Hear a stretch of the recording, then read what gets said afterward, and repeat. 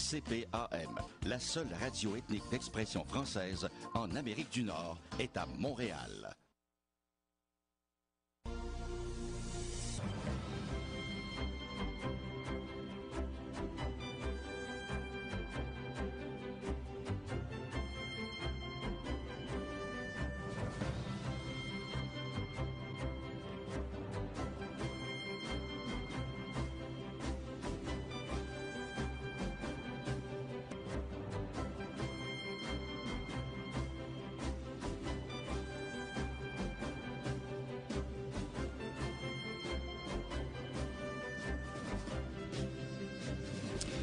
« 16h35, nous avons avec nous en ligne Monsieur Robert Baudry, conseiller de la Ville de Montréal, membre du comité exécutif, qui m'a donné cette présentation très simple et trop simple pour Monsieur Baudry. Il me semble que Monsieur Baudry a d'autres titres dans la fonction à la Ville de Montréal. Qui a osé me donner une présentation si simpliste? Ah, c'est pour faire plus court, c'est pour permettre d'aller sur le sujet direct. Alors, vous êtes toujours responsable de l'habitation, pas vrai? Ah non, je suis responsable de la démocratie et de la participation citoyenne en plus de l'urbanisme. Ah, mon Dieu, mon Dieu, mon Dieu, mon Dieu, mon Dieu. Alors, ça commence bien une année, Monsieur Baudry? Oui, ça commence très bien. D'ailleurs, je vous souhaite une très, très bonne année 2024 ainsi qu'à tous vos auditeurs et les équipes qui travaillent chez vous. Mais moi, je vous souhaite de continuer à progresser parce que il me semble que vous êtes toujours dans le comité exécutif et vous êtes de plus en plus proche du centre du pouvoir. Ah. En tout cas, on travaille pour les Montréalais. C'est bien ça. Et bonne et heureuse année, M. Baudry. Alors, cela dit, ça commence avec des problèmes. On n'a pas toutes ces fonctions sans avoir des problèmes à résoudre. Là, on parle de ce pont d'étagement, n'est-ce pas? Et ce pont d'étagement qui représente le pont d'étagement de Rockland qui est emprunté par environ 25 000 véhicules par jour.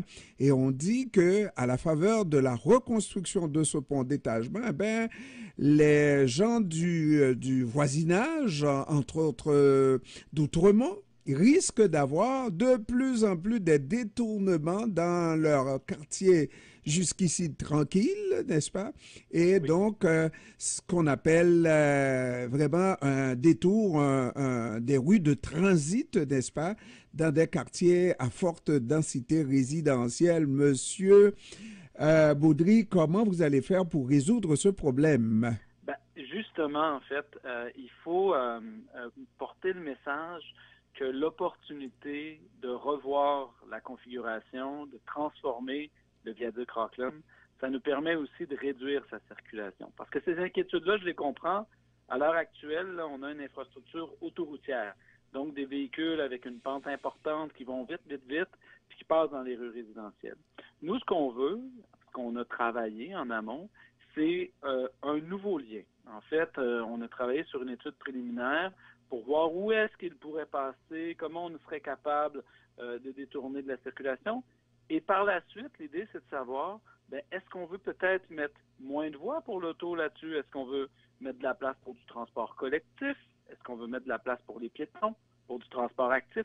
Justement pour réduire ce flux automobile et peut-être le diriger à l'extérieur des rues résidentielles.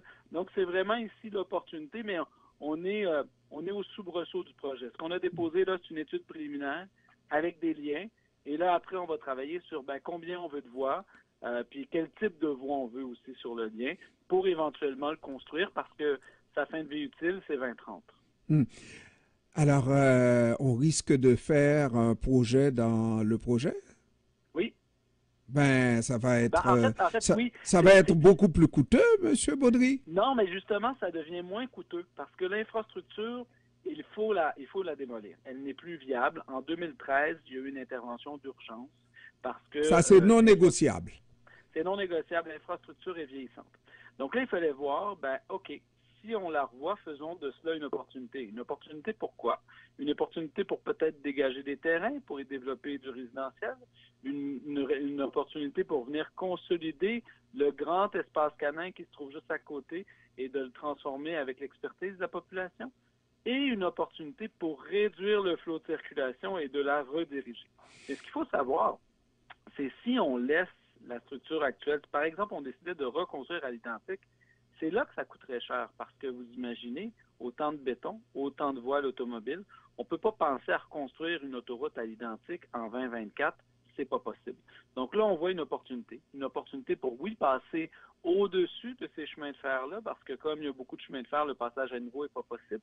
Mais comment on le fait pour rentrer dans le 21e siècle, pour faire rentrer cette infrastructure dans le 21e siècle? Et c'est là-dessus qu'on va travailler dans la prochaine année pour venir proposer une proposition là, de réaménagement de cet axe-là. Alors, vous êtes sûr que Outremont ne fait pas partie de ces villes qui chantent le pas dans ma cour, n'est-ce pas?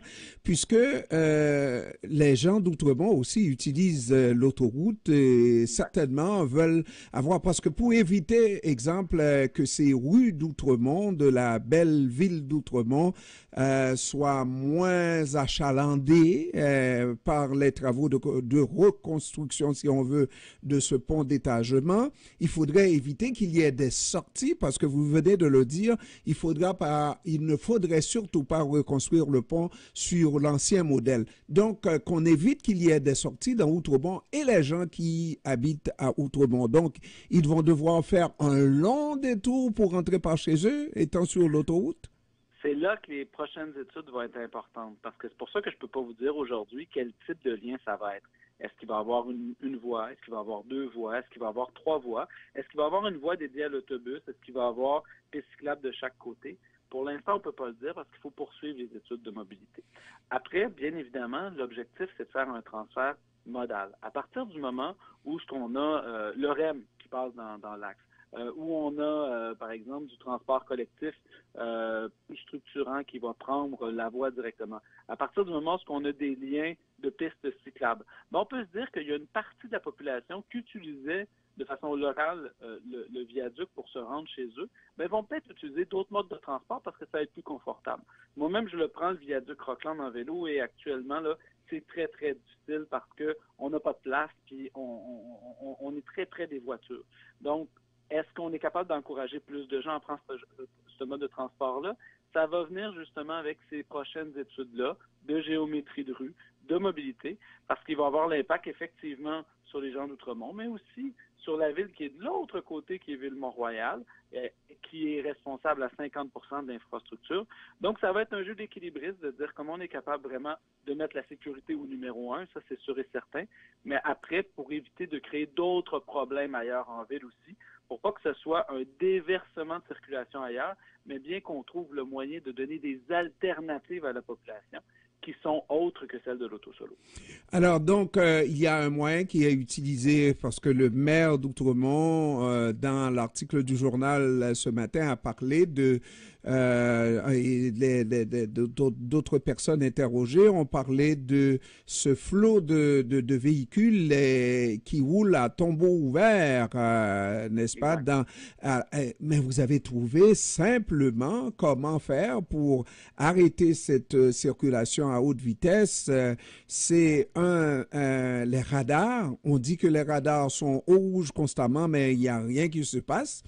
Et puis, vous avez aussi une autre façon, c'est l'aide aux DAN.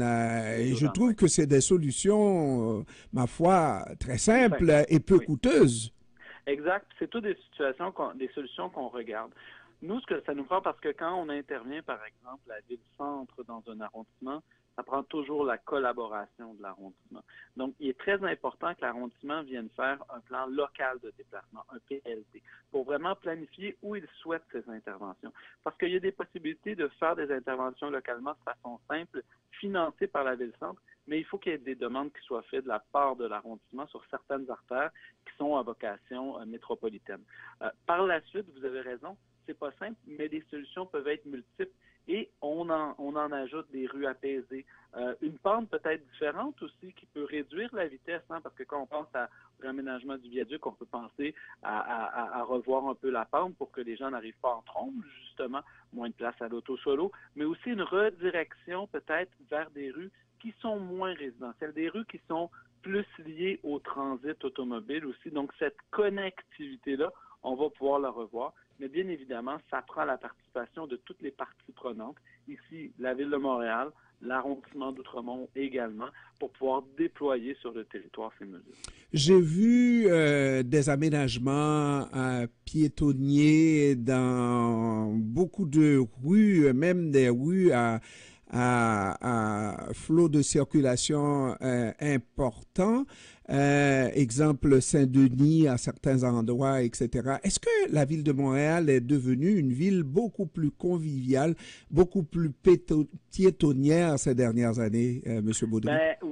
On le souhaite et puis on le pense parce qu'il y a effectivement beaucoup de rues piétonnes. On n'a qu'à penser, par exemple, à l'avenue Mont-Royal, hein, qui pendant l'été s'est piétonnisée en à peine 2 ou 3 ans. C'est devenu un véritable succès où on a là des opportunités de faire des aménagements qui sont diversifiés d'année en année. Ça a un impact positif sur la santé et la sécurité des gens.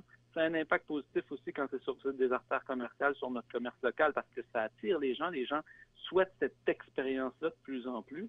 Mais ça a un impact aussi sur la réputation de notre ville à l'international, parce que c'est des mouvements qu'on voit partout dans les grandes villes. J'ai été en France cet été et j'ai visité un nombre de villes où il y avait, par exemple, à Nîmes, les Jeux de Nîmes, où on ferme complètement la ville le jeudi soir et là, toutes les terrasses sortent leurs chaises et leurs tables, et il y a de la vie, il y a de l'animation, il y a du développement économique, il y a du développement culturel, on s'enorgueillit de notre culture. Donc, c'est des opportunités d'utiliser l'espace urbain à d'autres choses que simplement pour se déplacer d'un point A à un point B, pour pouvoir profiter de la ville, mais pour pouvoir aussi faire plus de place au verdissement. Donc, oui, il y en a plus, et oui, dans les prochaines années, il continuera à en avoir plus parce qu'on travaille sur d'autres secteurs, justement, en planification, pour faire plus de place à la piétonisation. Évidemment, faut mâcher la gomme. La question de l'habitation est extrêmement importante aussi pour la ville de Montréal. J'en ai parlé. Est-ce que c'est une politique qui va se poursuivre, surtout pour permettre, parce qu'on dit que Montréal est devenu de plus en plus cher et est devenu, et ça fait longtemps que lorsqu'on parle d'habitation, Montréal est très cher par rapport au reste du Québec. Est-ce qu'on va continuer à faire de la place pour les petites bourses à Montréal, les jeunes couples à Montréal? Oui, bien, absolument. Puis il y a plusieurs exemples de ça. Puis on utilise de nombreuses stratégies. Par exemple, celle d'utiliser nos terrains. Hein. On revient sur le viaduc Rockland, par exemple.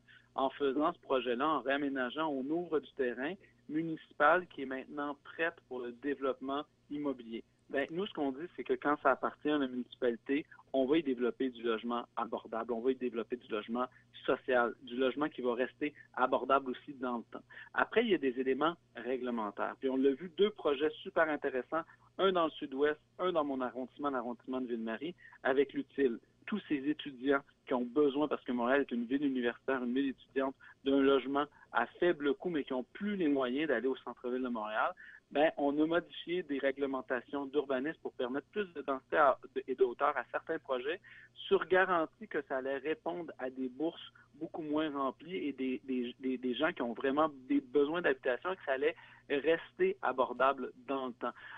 Et quand on fait ça, bien, on libère aussi dans le marché plus abordable des logements familiaux parce qu'il y a beaucoup d'étudiants qui sont en colocation à Montréal, donc ils se dirigent vers ces habitations-là. Par la suite, bien, il faut démultiplier l'acquisition de terrain, l'acquisition de bâtiments, le travail avec des organismes qui sont en abordabilité. Mais comme j'ai dit, puis je pense qu'à votre émission, j'ai dit à plusieurs reprises, là, on doit tout le monde marcher en même temps. Autant le gouvernement du Québec, autant le gouvernement fédéral, autant la Ville de Montréal pour se dire, oui, on veut développer plus de logements, mais pas n'importe quel type de logement. Il faut justement que ça puisse répondre à toutes les bourses. C'est correct les familles qui veulent avoir accès à la propriété, puis ça, on veut continuer à le faire.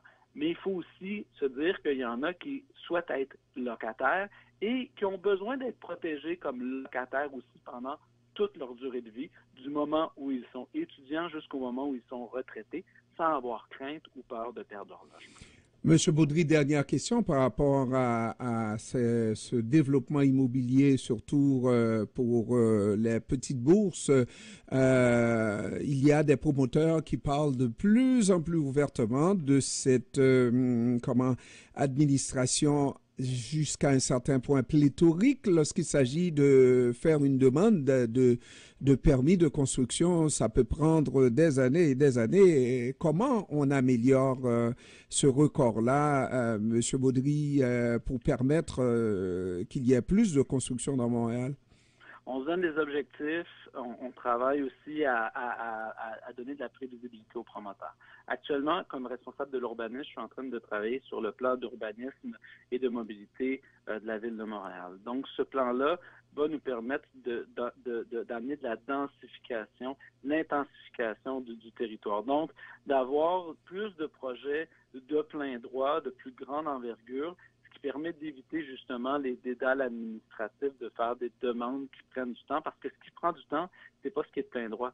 Ce qui prend du temps, c'est quand on demande plus de densité, on demande plus de hauteur que ce qui est permis. Donc, en revoyant le plan d'urbanisme, ça nous permet d'augmenter justement ces hauteurs et ces densités dans des secteurs qui sont appropriés, mais de façon globale, donc plus de prévisibilité. Par la suite, on se donne nous-mêmes des objectifs. On a mis en place la cellule facilitatrice à la Ville de Montréal. C'est de réunir dans certains secteurs où il y a besoin de développement immobilier et qui peuvent répondre à la crise du logement, le Sud-Ouest, Ville-Marie, le plateau Mont-Royal, par exemple, de se dire, bon, OK, comment on est capable d'émettre les permis encore plus rapidement, de se partager les bonnes pratiques aussi, de donner plus de prévisibilité, de se faire une liste de projets qui s'en viennent, de dire voici quels sont les projets stratégiques, de dire plus rapidement oui à des projets, mais de dire aussi plus rapidement non à des projets quand ça ne fonctionne pas. Parce que des fois, il y a des enjeux de patrimoine, des fois, il y a des enjeux de faisabilité, des fois, les projets qui nous sont proposés ne sont pas en adéquation avec le cadre bâti. Donc, vraiment, c'est en se donnant des objectifs, en ayant une réglementation plus flexible, plus prévisible qu'on va y arriver. Et c'est actuellement ce sur quoi on est en train de travailler avec mon collègue Luc Rabouin, qui est président du comité exécutif d'ailleurs. Voilà, mesdames, mesdemoiselles, messieurs, je suis sûr qu'il n'y aura pas une plainte pour moi parce que j'ai posé des questions qui n'avaient pas rapport avec le dossier du pont d'étagement. J'ai parlé de l'habitation. Mais vous avez senti qu'il était à l'aise là-dedans et c'est pour ça qu'il n'y aura pas de plainte du côté de ma réalisatrice. Parce que je me prépare toujours en conséquence quand je vais vous voir. Merci beaucoup, M. Baudry, Robert Baudry, conseiller de la Ville de Montréal, membre du comité exécutif. Je vous remercie d'avoir pris du temps de nous parler cet après-midi. Merci et bonne année. Au revoir. À vous aussi. Au revoir.